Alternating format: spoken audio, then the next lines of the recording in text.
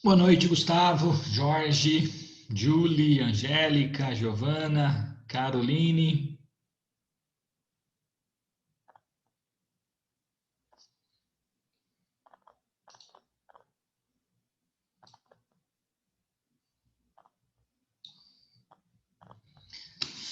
Vamos lá. Boa noite, Tainara, Vicente, Isabela, Caroline.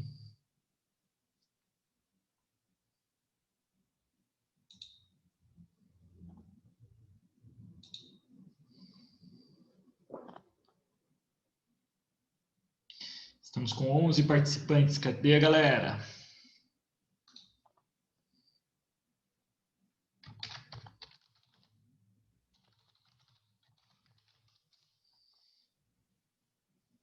Treze.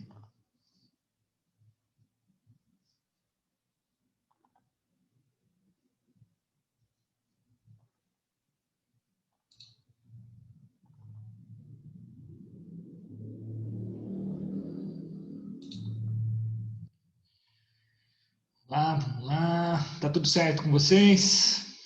Tudo bom, Oswaldo? Hoje não tá na estrada, Oswaldo. Tá tudo certo? Graças a Deus. Cheguei ontem. Tudo bom. E o óculos? O meu óculos, o André sentou nele a semana passada e ele tá todo torto. Então eu fico até com vergonha de gravar vídeo com ele. Tem que mandar arrumar, mas não dá tempo. Eu até tenho outros, mas não servem, não tão, já não acompanham mais o grau. Tá subindo demais o meu grau. Então, para dar aula aqui, dá. Como eu sei mais ou menos o que está escrito, eu vou a zóio, literalmente. O meu tá aqui, ó. É. Também trocar, senão. Ah, o pessoal fala que a vida começa aos 40, a vida começa a doer aos 40. E no meu caso, então, 55, ferrou. É, todo dia ou é dor no pescoço, ou é dor na coluna, ou é olho, tem que todo dia um benzimento diferente. É, o problema de junta, né? Junta tudo que. É, quarentinha. Mas vamos lá. Bom, tem 17, galera sextou hoje mesmo. Não, vamos ver. Daqui a pouco o pessoal chega. 18. Quanto que é essa turma?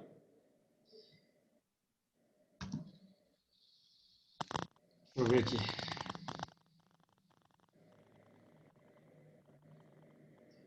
No Zap tem 97 participantes. Tira eu e a professora Vanessa, 95.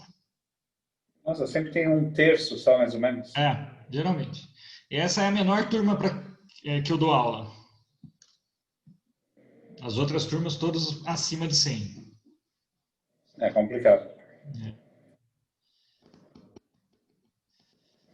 Boa noite, Carlos. Bom, vamos lá. Eliamara chegou. Agora aumentou aqui, ó. Já aumentou para 23. Amanda, Heitor.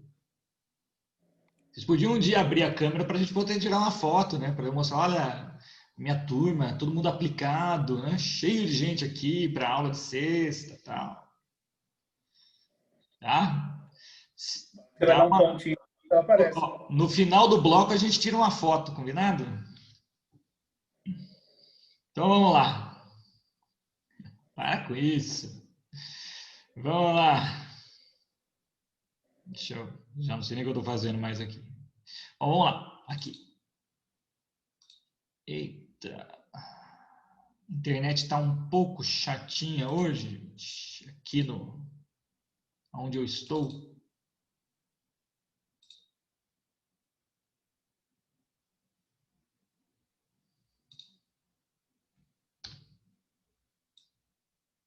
Então ela estava demorando para atualizar os frames novos dessa apresentação.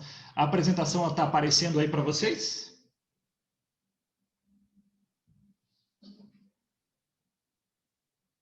Sim? Não, Heitor, essa apresentação, primeiro que faltou consumação e tentativa, e tem uns buracos aqui. Vocês vão lembrar que essa apresentação eu peguei, acho que há 2 semanas, né? E ela não estava toda preparada, né? Ela estava meio esquisita. Então tem uns buracos que eu vou retornar agora. Eu fui revisar a aula aqui e falei, opa, tem uns buracos aqui que não pode deixar, tá? Então, você vai ver, se você comparar, é que vocês entram pelo link, né? Então, vai ter uns complementos. Por isso que eu gosto desse programa, porque nesse programa você consegue fazer a complementação, puxar tópicos novos, né? Faz uma bolinha nova aqui, bota mais, enfim, cria cebolas novas aqui, né? Tá? Então, vamos lá. Aqui, o que eu quero ver com vocês ainda em fato típico? Bom, nós vimos, né, a teoria finalista, essa que vale hoje, né, diferente das teorias naturalista, causalista, né, a primeira aqui é causalista, naturalista e teoria social, a que prevalece em termos de explicação do crime é a teoria finalista. Essas teorias são bastante densas, eu peço para que vocês estudem isso, né? Analisem, vocês têm no Moodle excelentes obras para estudar isso, estudar a diferença entre a teoria naturalista, o causalista, e a teoria finalista, que se antagonizam, mas o que vai levar mais, o que vai diferenciar mais uma da outra, né? A causalista e a social também, da finalista, que é a que prevalece, é o local onde dolo e culpa estão. Para as teorias naturalista e social, dolo e culpa estão lá na culpabilidade. Então, é como se no tipo, né, no fato típico, você não analisasse se agiu com intenção ou agiu por negligência, imprudência. Tá? Diga, Gustavo.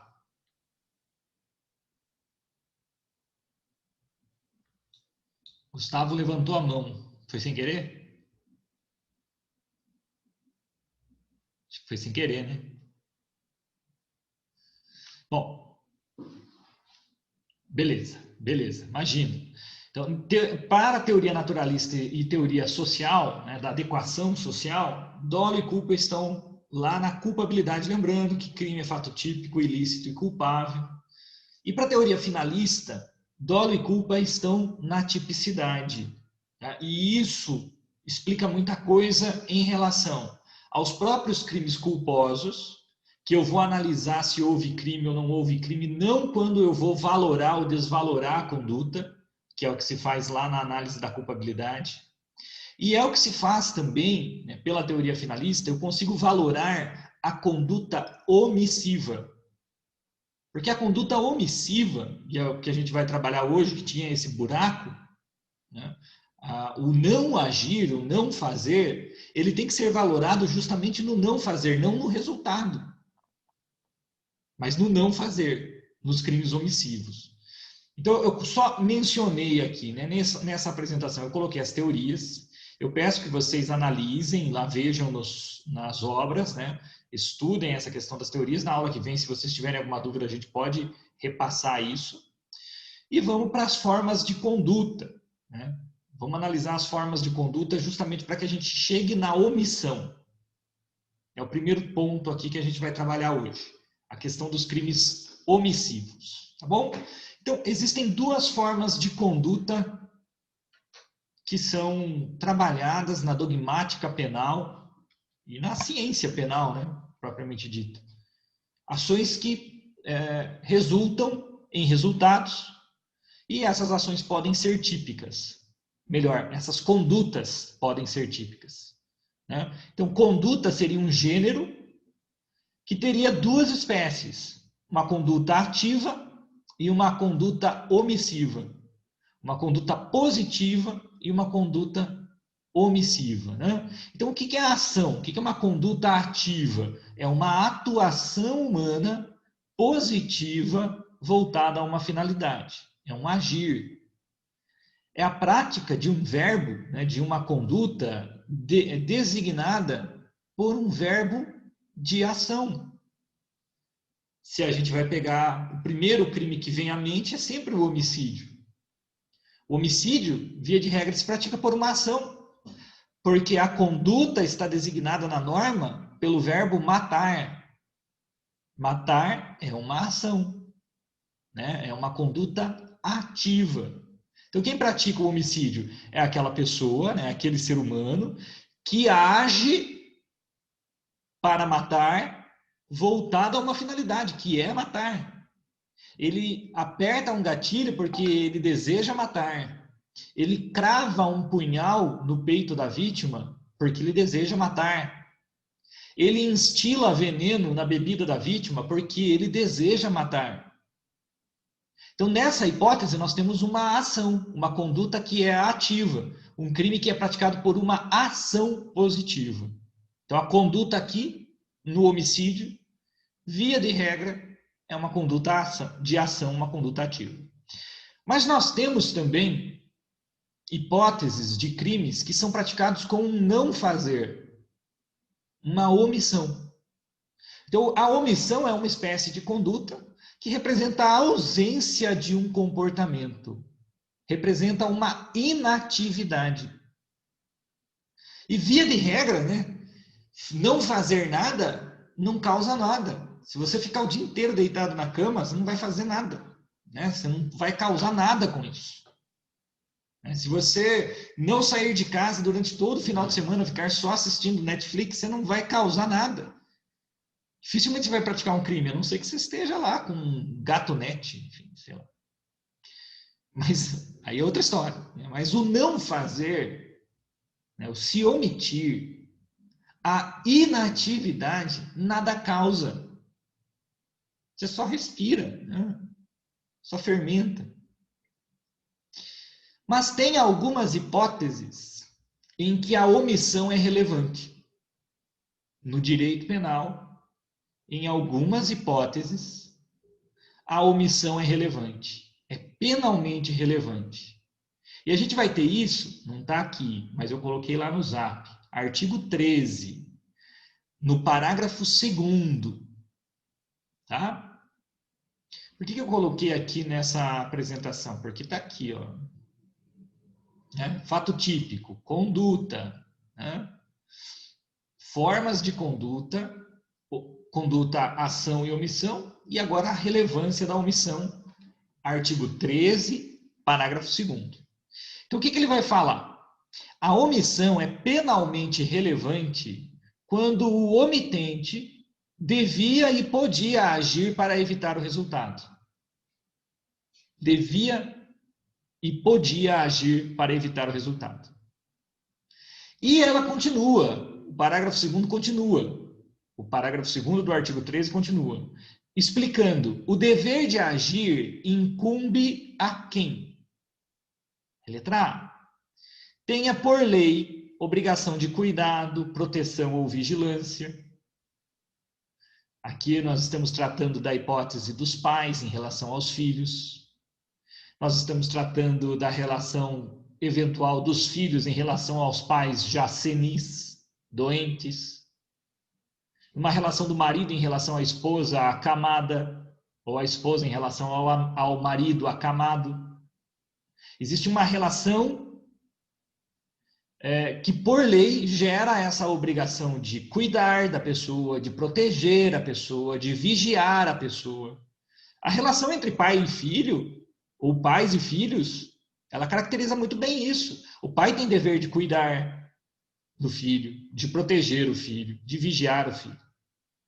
Então, você pega uma hipótese, por exemplo, o pai leva o filho no zoológico e filma o filho fazendo diversas traquinagens. O pai, que tem o dever de cuidar, de proteger, de vigiar o filho, filma o filho colocando o braço para dentro da jaula de um tigre e brincando com o tigre. Lembram disso? E o tigre vai lá e abocanha o braço da criança e arranca o braço da criança. Isso aconteceu. O pai causou lesão corporal no filho?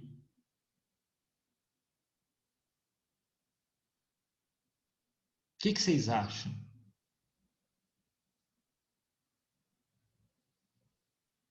Foi o pai que arrancou esse braço do filho? Não foi. Né? Não foi o pai que arrancou o braço do filho. Mas o pai responde por essa lesão corporal?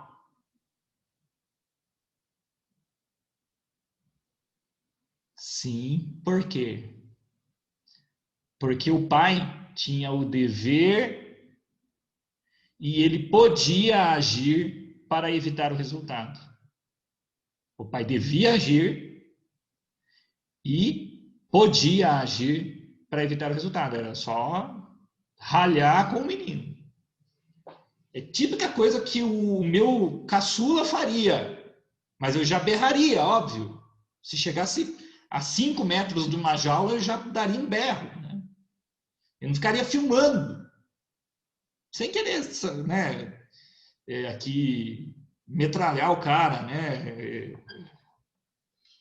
Linchar o cara. Já foi.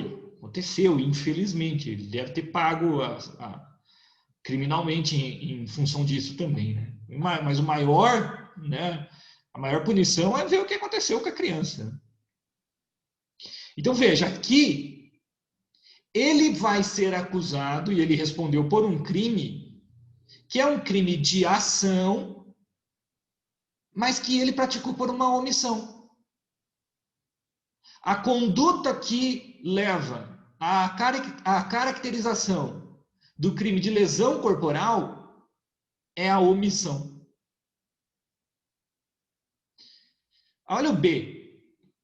O B, tanto o B como o C, tanto as letras, né, as alíneas B e C, são alíneas que a doutrina vai dizer que vai retratar a condição de uma pessoa que é chamada de garante ou de garantidor. Isso nós temos na B e na D. Sim, o MP eu denunciaria. Por quê? Porque a lesão corporal grave ou gravíssima, como foi o caso, né, gravíssima, você vai pegar lá o artigo 129, inciso 2, perda de membro, sentido ou função, né? A lesão corporal que causa perda de membro, sentido ou função, ela é uma lesão gravíssima, então seria uma ação penal pública incondicionada, o Ministério Público denunciaria. Tá? Bom, então olha só, as alíneas B e C, elas são caracterizadas pela doutrina, né, como situações em que estão envolvidas pessoas que são chamadas garantes ou garantidores. Garantes ou garantidores do quê? De um bem jurídico. Elas se colocaram numa posição de obrigação em garantir o bem jurídico. Olha a letra B, o que ela fala. De outra forma, assumiu a responsabilidade de impedir o resultado. Vamos ler conjunto, então, o parágrafo 2º. Olha, o dever de agir incumbe a quem? A linha B. De outra forma, assumiu a responsabilidade de impedir o resultado. Então, não é porque é pai, não é porque é filho, não é porque é parente, não é porque é marido, não. É porque, de alguma outra forma, assume a responsabilidade. Isso vai te chamar a atenção para um contrato, por exemplo. Você faz um contrato com um guia de alpinismo. Tá? Porque você quer escalar o Pico da Bandeira, né? O ponto mais alto do território brasileiro. Né? Então, aí você precisa de um guia.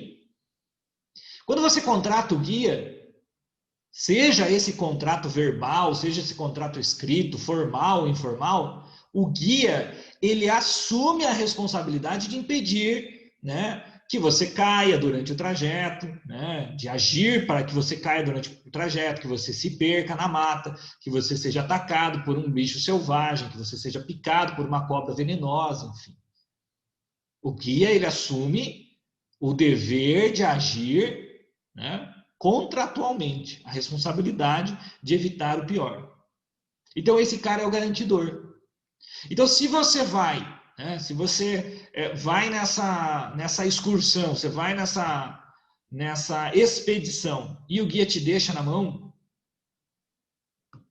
ele te deixa na mão, e nessa você se machuca, nessa você tem lesões graves, porque você fica desidratado, você fica doente, você tem um problema renal por conta da desidratação, você é picado por uma cobra, por qualquer bicho peçonhento, enfim, tem uma lesão grave, o guia, ele vai responder pelo quê? Pelo resultado que ele deveria ter agido para impedir.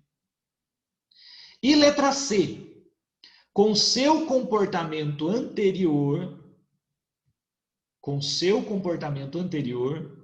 criou o risco da ocorrência do resultado. Tá? Essa hipótese da letra C é a hipótese da ingerência da norma. Tá? Ingerência da norma, vou colocar aqui no chat. Artigo 13, parágrafo 2º, a linha C.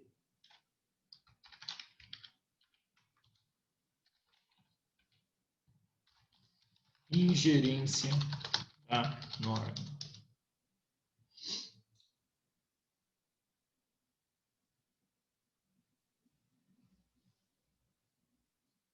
Voltou o zoom, gente?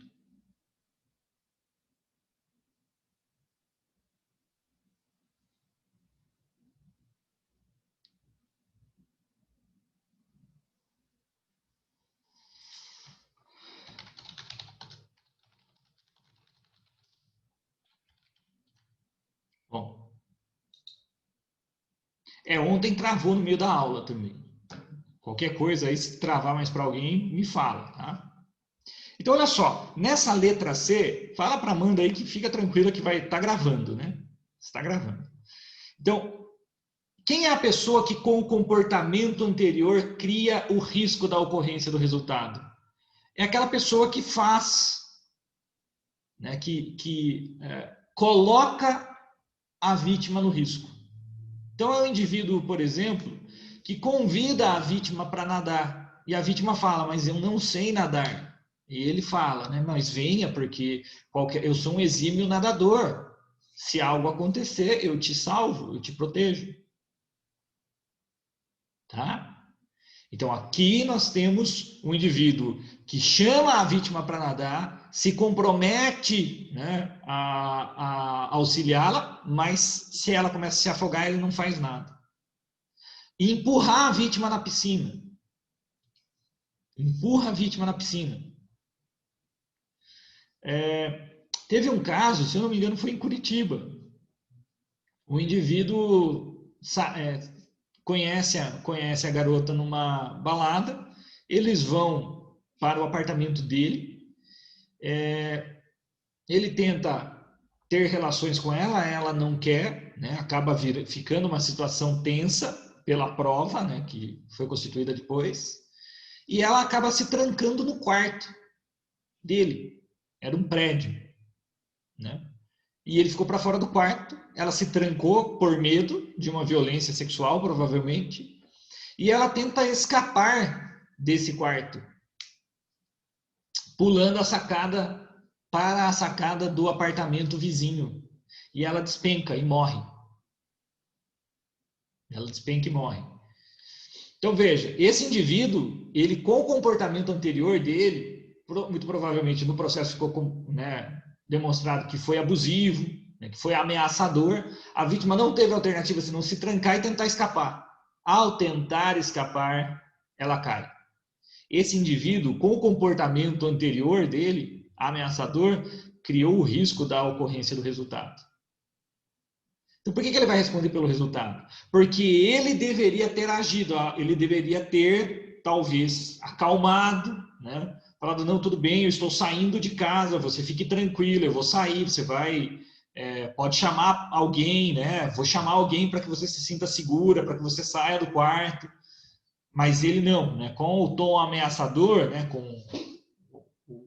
clima ameaçador, para ela não houve alternativa senão tentar fugir. E tentando fugir, ela despenca e morre. Responde pelo resultado. Então, aqui, em relação à omissão, nós teremos duas hipóteses. Nós teremos crimes omissivos próprios e nós teremos crimes omissivos impróprios. O que são os crimes omissivos próprios? Melhor, vamos começar. O que são os crimes omissivos impróprios? É exatamente disso que a gente está falando do parágrafo 2º, alíneas A, B e C. A conduta é comissiva. A conduta é comissiva. A conduta do crime é comissiva. É matar, é lesionar. Mas o agente pratica o crime mediante, não é madiante, é mediante, a abstenção da atuação, quando na verdade ele tinha o dever de agir para evitar o resultado. Então, deixa eu pegar aqui. Se a internet ajudar.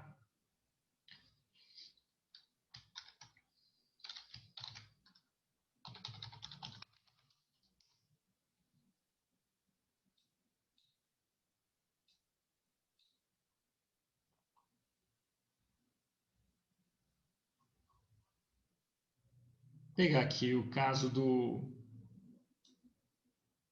pegar só o caput da lesão corporal.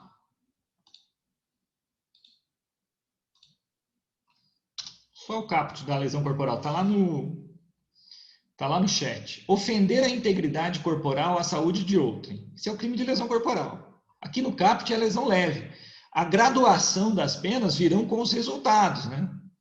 Então, tem deficiência de um membro, sentido ou função, vai ser grave. Tem perda de membro, sentido ou função, vai ser gravíssimo. Esse tipo de situações. Tá? Então, mas olha só, eu quero que vocês notem o verbo da lesão corporal. O verbo é uma ação. Por quê? Porque quem pratica a lesão corporal? Quem ofende. Ofender é uma conduta ativa.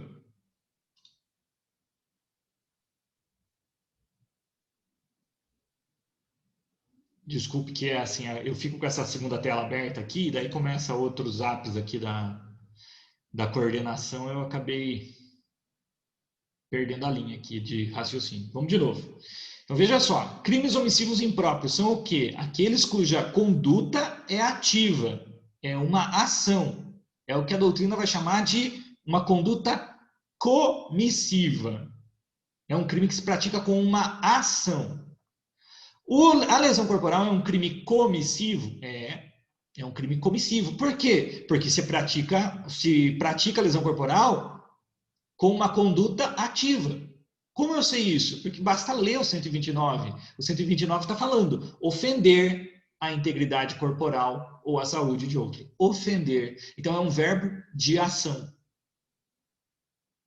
Então, se você voltar para o exemplo do pai no zoológico, você vai perguntar, mas ele praticou esse verbo, ofender? A resposta é não. Não foi ele que mordeu o braço da criança. Não foi ele que mordeu o braço. Não foi ele que arrancou, dilacerou o braço. Então, olha só. Vamos ver se casa nessa conduta aqui. Olha, nos crimes omissivos impróprios, a conduta é comissiva. Então, lá no 129, a conduta é comissiva mesmo. Mas o agente pratica o crime mediante a abstenção da atuação, mediante um não agir, quando, na verdade, ele tinha o dever de agir para evitar o resultado.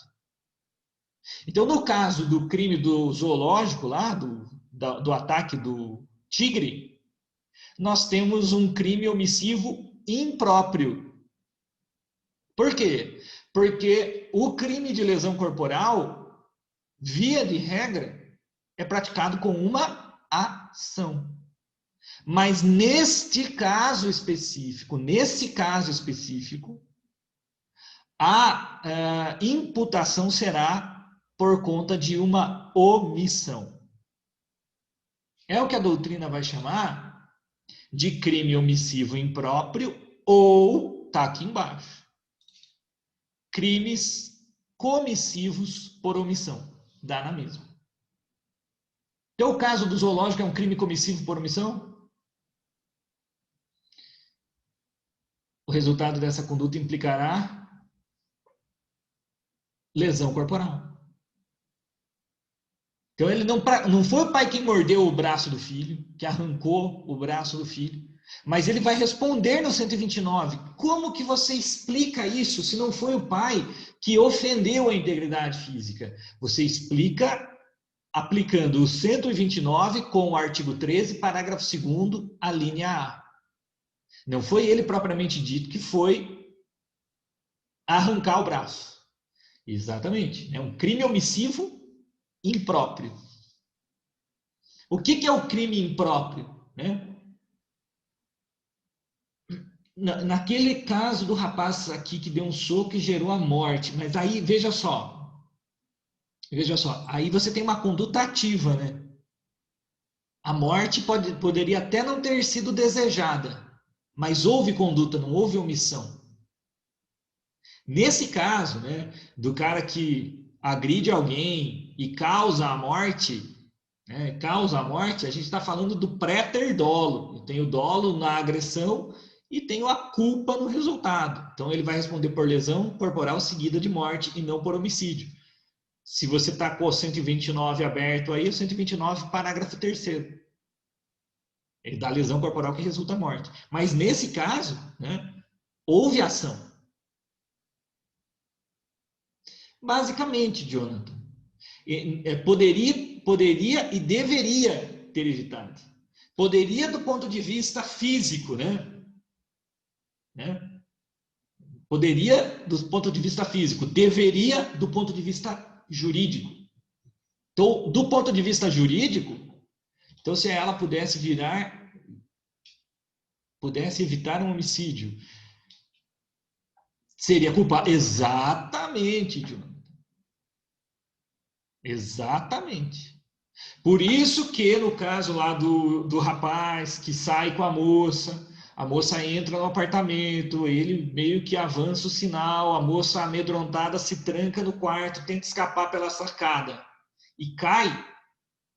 Com o comportamento anterior, né, no caso da ingerência da norma, da linha C, esse indivíduo, ele incrementa o risco de algo acontecer. Se ele percebe, ela vai tentar escapar porque ela está com medo. É possível que ela caia. Tá, sei lá, 15º andar, se cair é fatal, e foi. Então ele vai responder pelo quê? Pelo resultado.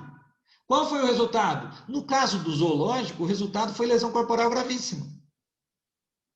No caso do apartamento, o resultado foi a morte. Então, vamos para o caso da morte, né? O crime de homicídio, ele é um crime de conduta ativa. Vou pegar só o caput, bem simplesinho. Todo mundo lembra o que é o homicídio. Matar alguém.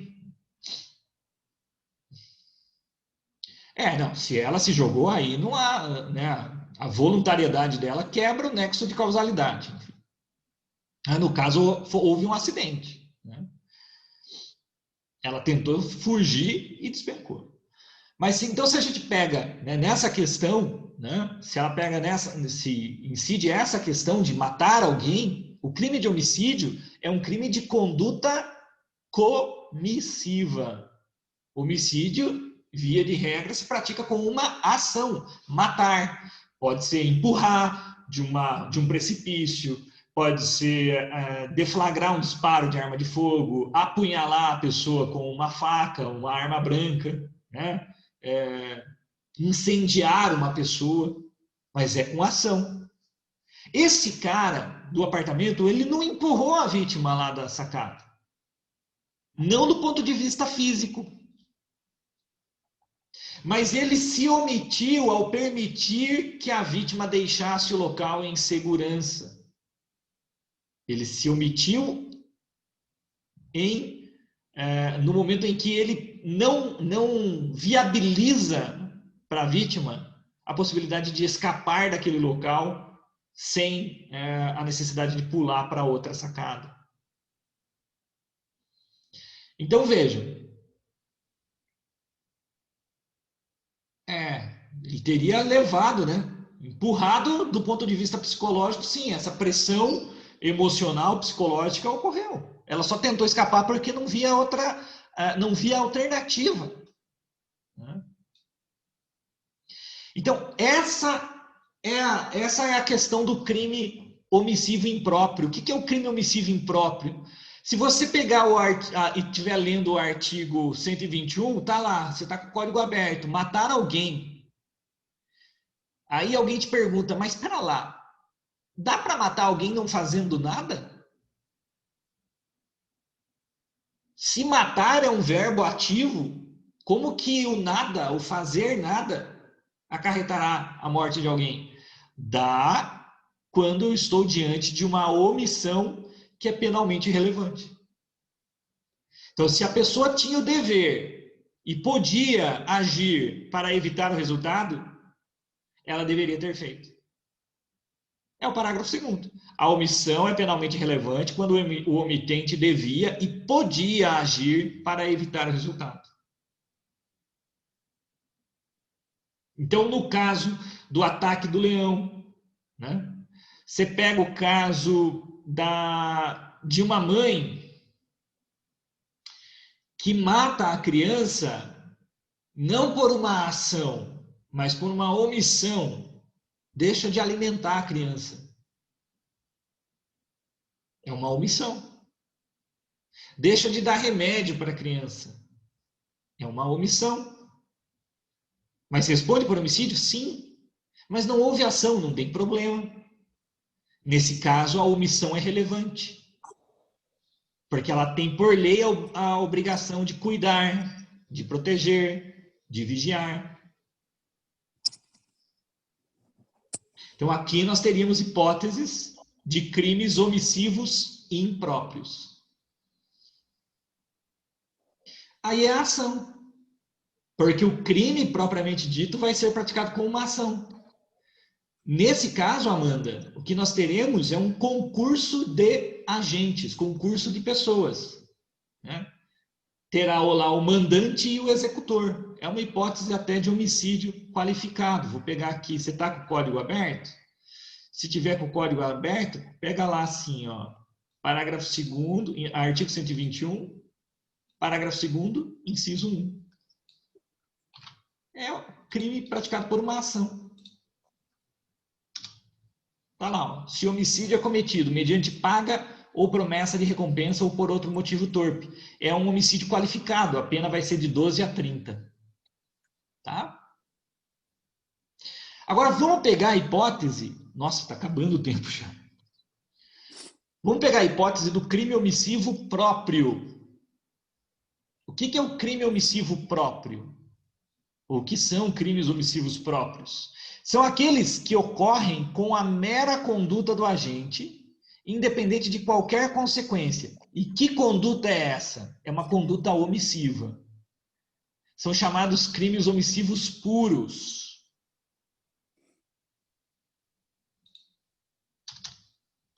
Vou pegar um aqui para vocês. Vou colocar no chat.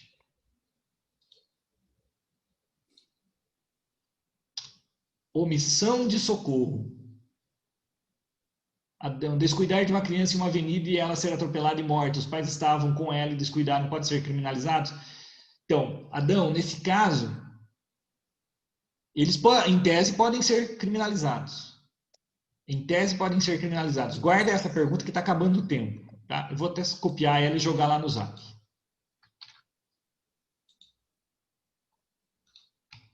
Para a gente trabalhar no Zap. Tá? Então, veja só. A gente já trabalha lá. Está acabando o tempo. Falta menos de 1 minuto. Deixa eu finalizar aqui.